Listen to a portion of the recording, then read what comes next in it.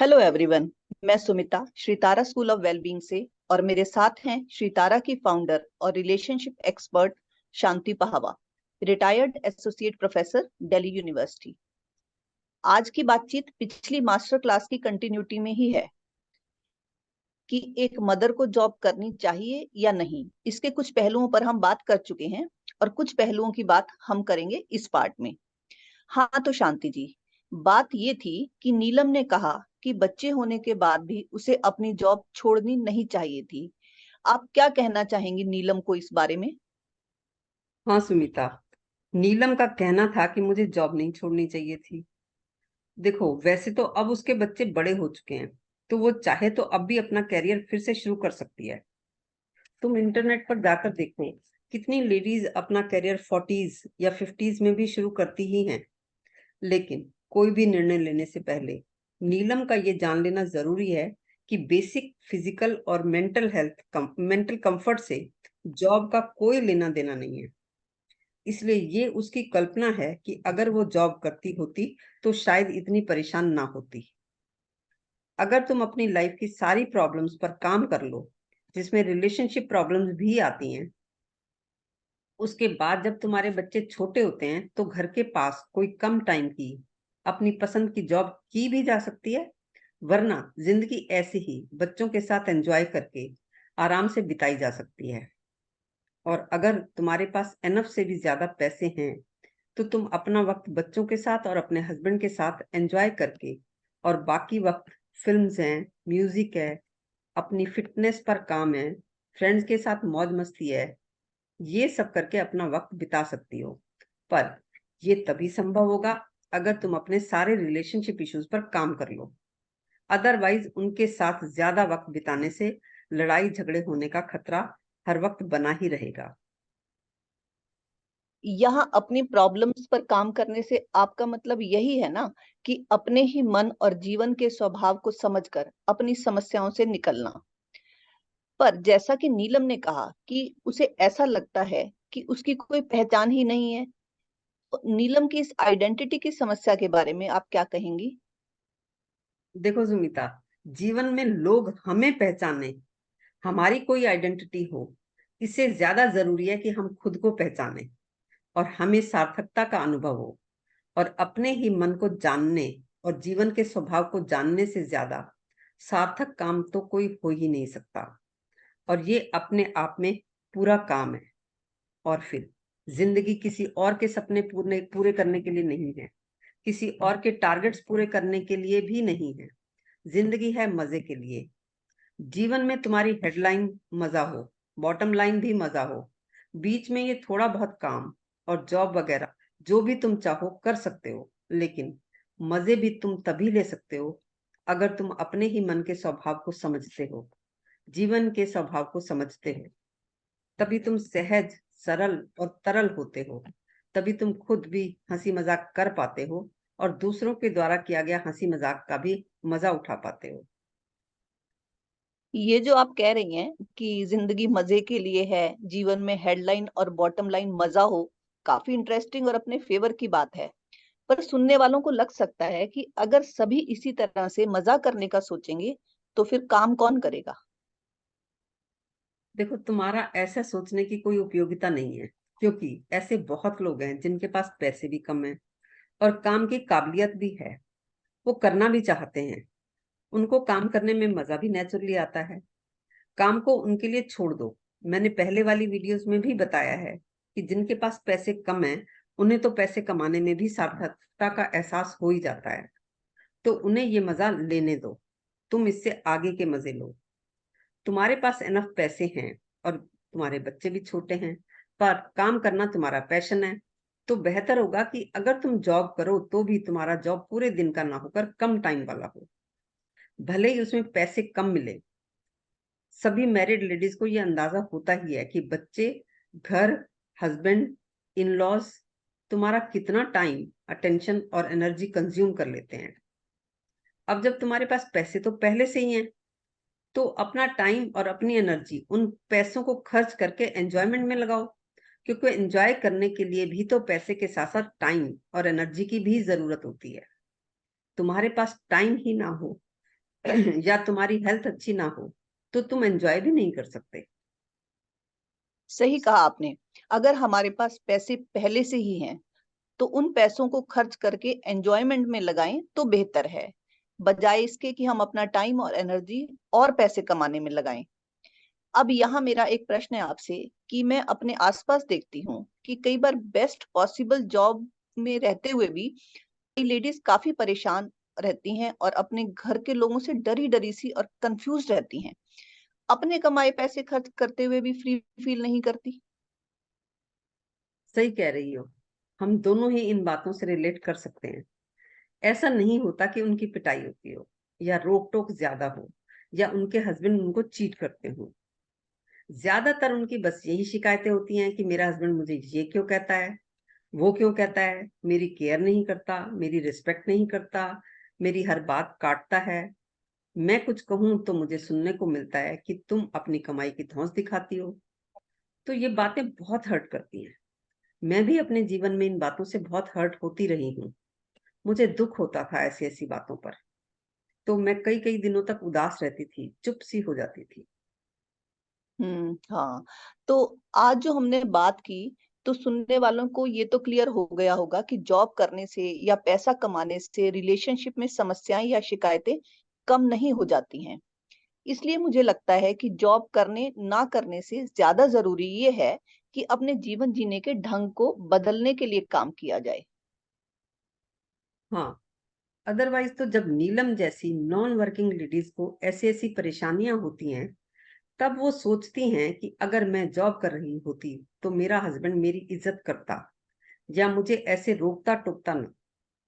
उनके बच्चे अगर कहना ना माने, अपना काम आप ना करें, तो उनको यही लगता है कि जो लेडीज काम पर जाती हैं उनके बच्चे तो सुधरे हुए होते हैं, अपना काम अपना होमवर्क भी खुद ही कर लेते हैं।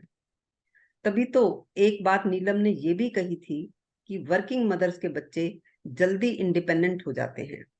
ये बात उसकी किसी हद तक सही भी है, क्योंकि मदर घर में है ही नहीं तो इंडिपेंडेंट होना एक तरह से उन बच्चों की जरूरत हो जाती है। लेकिन जो मदर्स घर पर रहती हैं, वो अपने बच्चों को ट्रेन करें तो इंडिपेंडेंट वो भी जल्दी हो सकते हैं। वो उनके ऊपर छोड़े कामों को तो वो बच्चे भी हो जाएंगे इंडिपेंडेंट।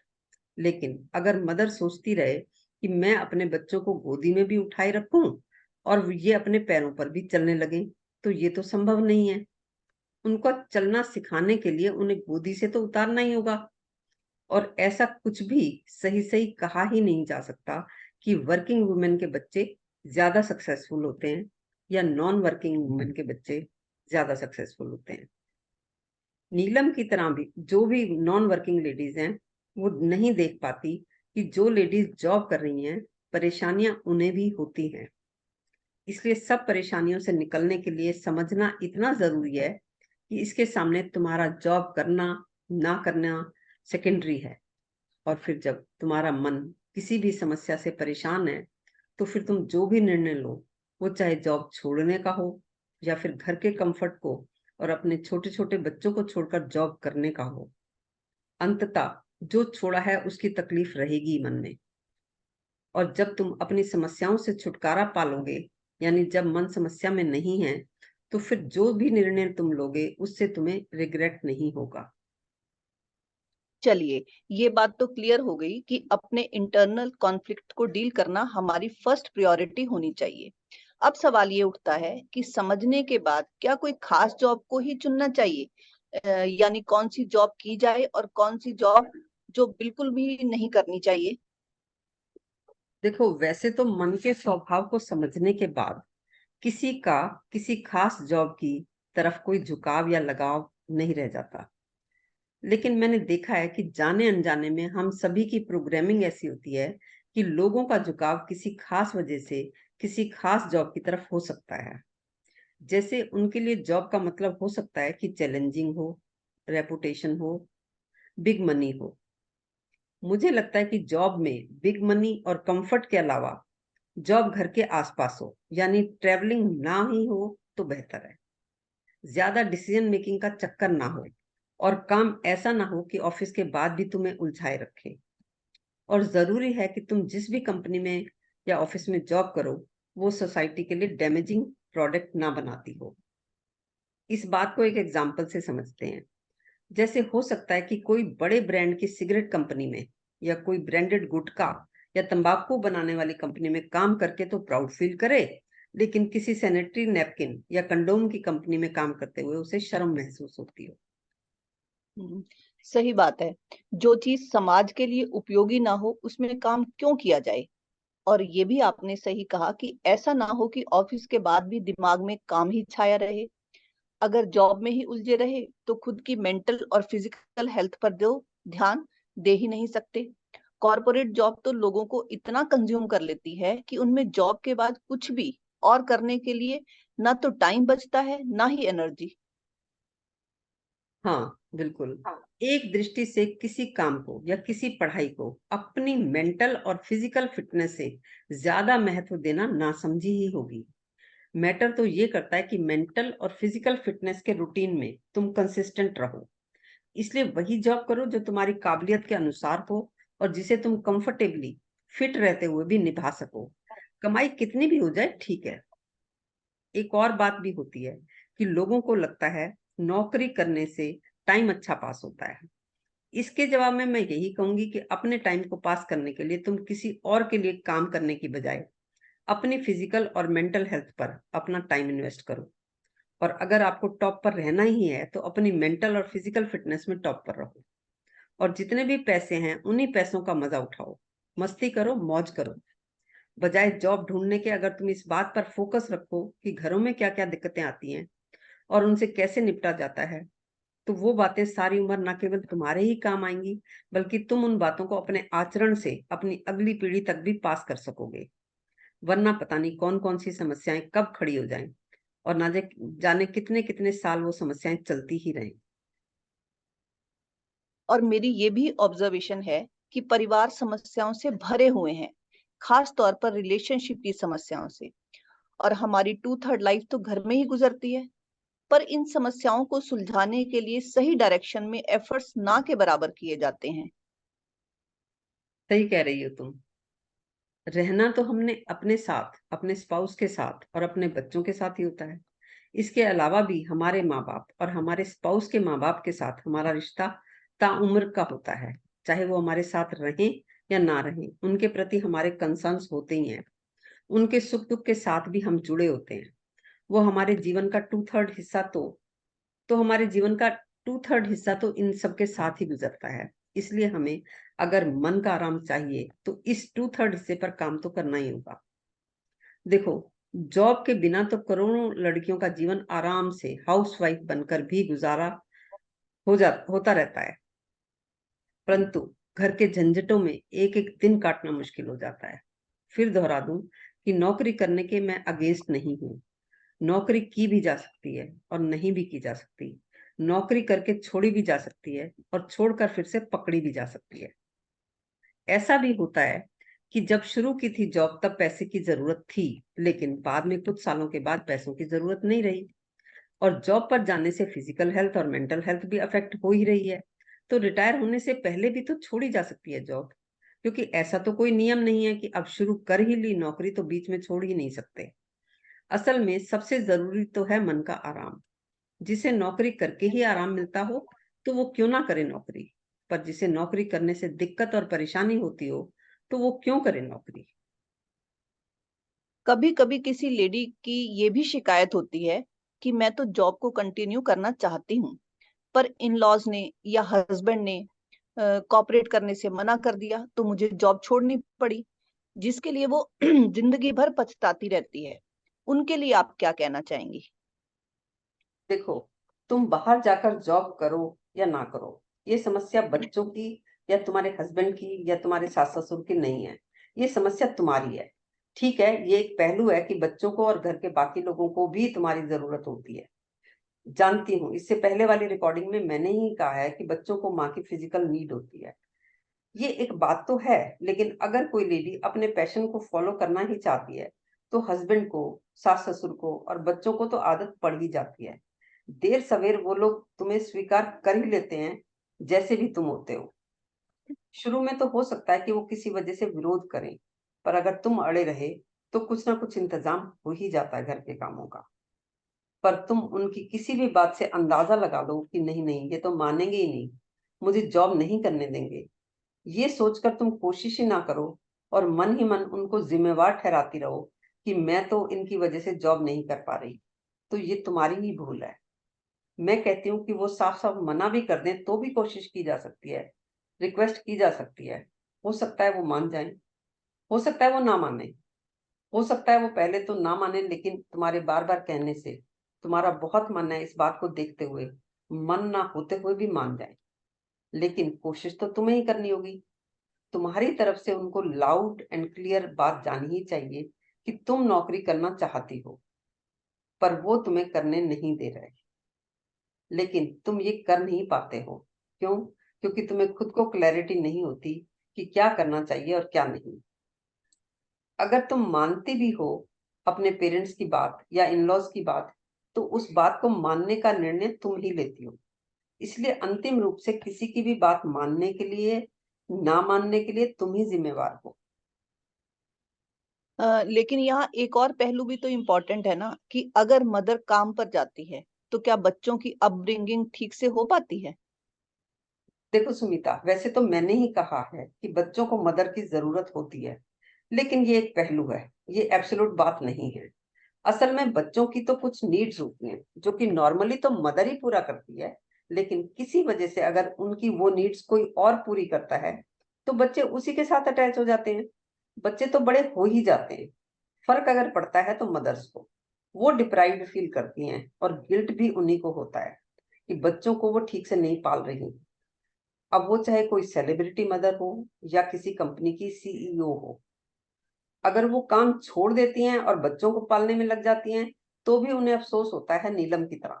और अगर वो काम करती रहती हैं और बच्चों को पूरी तरह से नहीं देख पाती तो भी उन्हें ही गिल्ट होता है। अगर तुमने काजोल का इंटरव्यू देखा हो या कहीं पढ़ा हो तो तुमने सुना होगा उसे भी कहते हुए कि कितने साल तक तो बच्चों की वजह से उसने काम या तो बहुत कम किया या नहीं किया। उसके इंटरव्यूज में दिखता है कि वो काम ना करके कंफर्टेबल नहीं रही। और दूसरा एग्जाम्पल है इंदिरा नूई का, जिसने अपनी जॉब को तो पूरा टाइम दिया और काम में उसने ऊंचाइयों को छुआ, लेकिन बच्चों को वो टाइम नहीं दे पाई। तो वो भी अपने इंटरव्यूज में उसके लिए हुए गिल्ट की बात करती ही है। शांति जी, क्या कोई ऐसा तरीका नहीं है जिससे हमें पता लग जाए कि जॉब करना बेहतर है या जॉब ना करना बेहतर है? देखो सुमिता, अक्सर लोग ऐसी स्टेटमेंट दे देते हैं कि लेडीज को तो जॉब कभी नहीं करनी चाहिए, या फिर कह दिया जाता है कि हर लेडी को जॉब या कुछ ना कुछ काम तो करना ही चाहिए। लेकिन मुझे लगता है कि एक ही जवाब सबके लिए नहीं हो सकता। असल में ये डिपेंड करता है तुम्हारे सरकमस्टांसिस पर। तुम अगर बाहर जॉब करके कंफर्टेबल होती हो तो तुम्हें कोई ना कोई जस्टिफिकेशन तो चाहिए ही, जैसे कि पैसे की कमी है, या ये काम तुम्हारा पैशन है, या तुम्हारे मन में कोई और भी जस्टिफिकेशन हो ही सकता है। वैसे हमारा जीवन जॉब के बिना भी पूरी तरह आरामदायक हो सकता है। क्या तुम इस बात से इनकार कर सकती हो?